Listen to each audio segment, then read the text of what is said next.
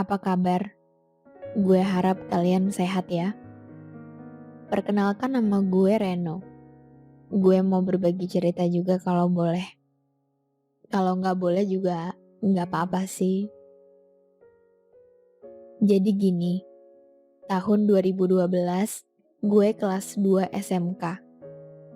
Tahun itu jadi tahun paling menyedihkan buat gue karena gue broken home.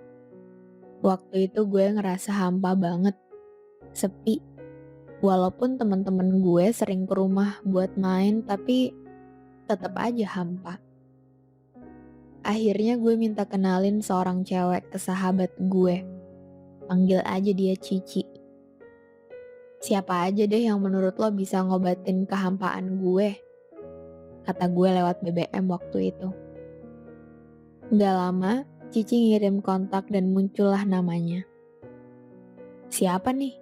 Tanya gue ke Cici. Udah chat aja gak usah pura-pura nanya, katanya. Gue ketawa sambil bales. Makasih Cici galak. Si cewek ini gak langsung gue chat, nunggu sehari 2 hari dulu. Biasalah dulu cowok suka gitu. Terus pura-pura nanya, ini siapa ya? Kok tiba-tiba ada di kontak gue? Klasik banget. Singkat cerita kita chattingan, ngobrol seru sambil mengenal lebih jauh. Dalam waktu seminggu gue coba ajak jalan dia. Karena gue males bawa motor dan gak punya mobil sendiri, jadilah gue jemput pakai taksi. Terus pas sampai supir taksinya kelihatan bingung. Terus nanya, ini kalian pacaran tapi duduknya satu di depan, satu lagi di belakang. Lagi marahan? Kita berdua spontan ketawa dong. Lalu gue jelasin kalau ini pertemuan pertama kita. Si bapak cuma mesem-mesem ngeledek. Oke, gue percepat lagi ceritanya ya. Ya udahlah tuh gue sama dia jalan ke mall nonton makan. Pendekatan gue berjalan lancar selama sebulan. Nah sampai saat itu gue kayaknya harus nembak dia, tapi ternyata percobaan pertama gue gagal karena dia gak mau jawab. Gue pikir ya udah gak apa-apa, kita masih tetap deket juga. Masih tiap hari chattingan, teleponan, kirim VN, nyanyi, kadang juga dia ngirim emot love. Karena gue bodoh bin kegeeran, gue ngerasa udah berhasil milikin dia. Gue gandeng tangannya setiap jalan dan dia juga gak marah, malah senyum. Ya makin besar lah kepala gue. Di bulan kelima gue coba tembak dia lagi dan masih diam, gak ada jawaban.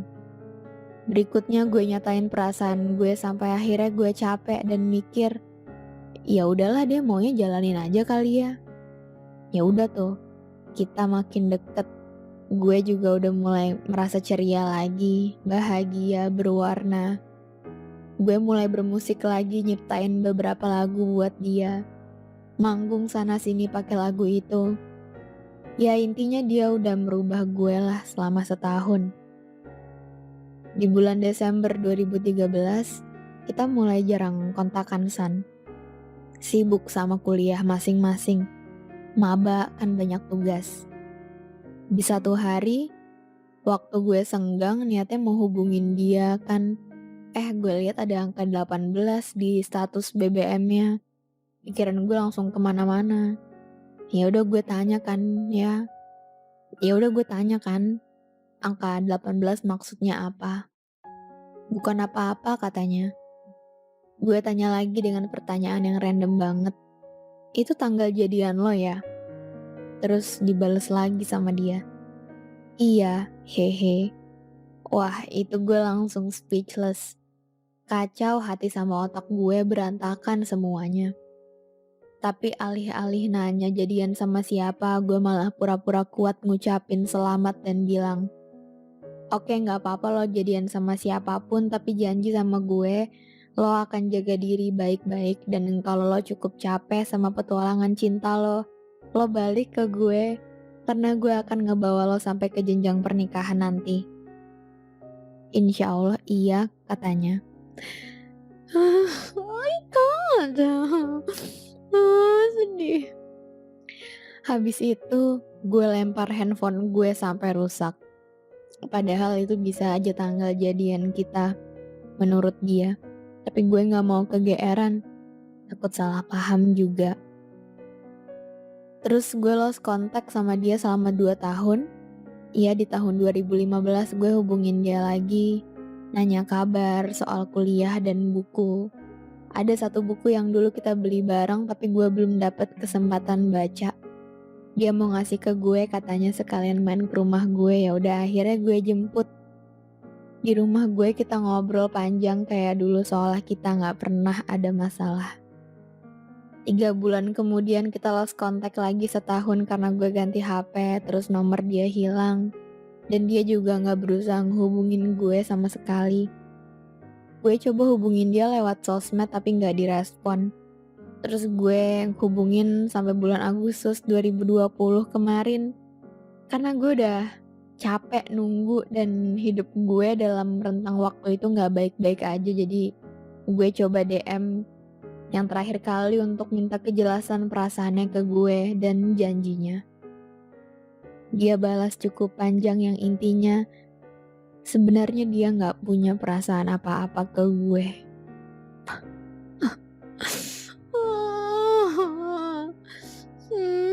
I feel you. 8 tahun gue nungguin dia. Gue cuma nunggu penolakan itu supaya gue nggak berharap lebih. Dia nggak tahu gue udah melewatkan beberapa orang yang menyukai gue dan seharusnya berhak mendapat balasan dari gue. Tapi ini bukan salah dia. Ini salah gue yang keras kepala menunggu. Tapi sekarang gue udah lega, San, karena udah gak perlu berharap lagi. Maaf ya, San, ceritanya kepanjangan padahal gue udah coba untuk persingkat. Maaf juga kalau kata-katanya gak rapi. Terima kasih, Sana dan tim. Oh my god, sedih banget. Aku berkaca-kaca. Pertama kali bacain pesan dari Sana yang ngirim cowok, terus ternyata kita punya nasib yang sama. Uh, I think I want to cry. Kadang gimana ya, langsung bingung mau komentar apa karena pesannya kayak ngegambarin cerita singkatku sama orang yang lagi dibahas ini. Ya kita pasti punya satu orang yang membuat kita kehilangan banyak kesempatan karena ya itu dia, kita terlalu keras kepala. Saya pun 8 tahun saya taruh hati saya sama dia, mengira perasaannya sama kayak saya dan akan selalu sama. Ternyata semua hal pasti berubah, apalagi yang namanya perasaan orang lagi, bentuknya kita nggak tahu, isi sebenarnya apa lagi. Ya kita nggak bisa kan berharap sama orang yang nggak pernah jadiin kita tempat dia pulang. Kita nggak bisa sama-sama dengan orang yang nggak mau sama-sama dengan kita.